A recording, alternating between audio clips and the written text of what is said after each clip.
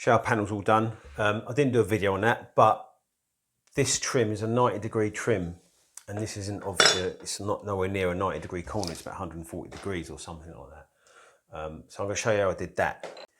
So if we look at a standard 90-degree corner, say this is a corner of our wall, this is a bit of trim, it just sits in there like that. So the way this works is the trims sit in there like that sits in like that, easy.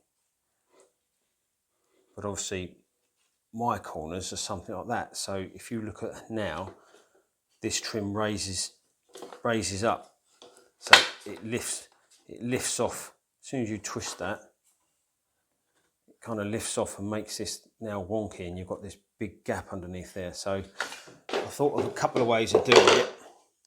One was to just cut these ears off, but then my concern with that is obviously over time, if I just put these together and then glued that trim in just to cover the hole, it's obviously going to fall off in it at some point.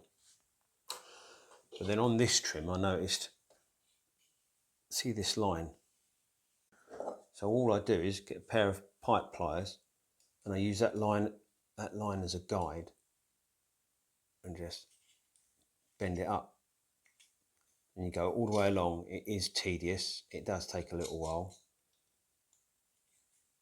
And there are a couple of things to note, that once you've, I'm only going to do this short length. I won't put you through doing 3 metre length of it. Once you've got all your bends in, you just double check that that's going to, ignore that chamfer, that's a rough bit. That now sits in there like that, you see. And you can see the difference in height. So you can bend this to however far you need it. And see, it's not lifting it up anywhere near as high as that one.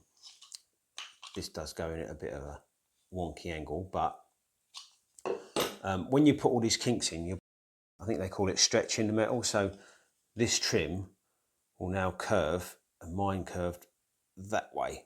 It's only slightly. So obviously I don't want all these ripples because these are high spots. So what I did was I then put this onto the actual corner and then use this bit of offcut to hammer these flat. Yeah, so you hit it that way, and you see where I'll batter the edge, but hammer them flat to get it nice and smooth. That takes some of the bend out of it, but then to just straighten it out, just put the end of the trim on the floor and then just sort of bent it, and you can straighten it back up again. It's straightened up all right. So once you've got it kind of straightened out, and get this as straight as you can, because you want it fairly uniform if you can. You can take some of the lumps out with the pliers, and then, like I say, I just hammered it. If we look now at the difference in the angle, this just slots in there like this. This just slots in there like that. And then if we put our 90-degree up against it, you can see the difference it's made now. We've opened that right up, so where my corner is quite a, I'd say it's about 140 on one side and 130 something on the other side, just the way it worked out.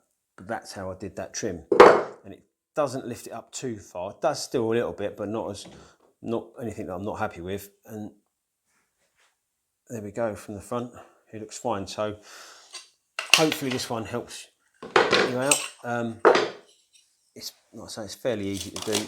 I don't know if there's a better way of doing it, but it worked for me. So give it a go, see how you get on.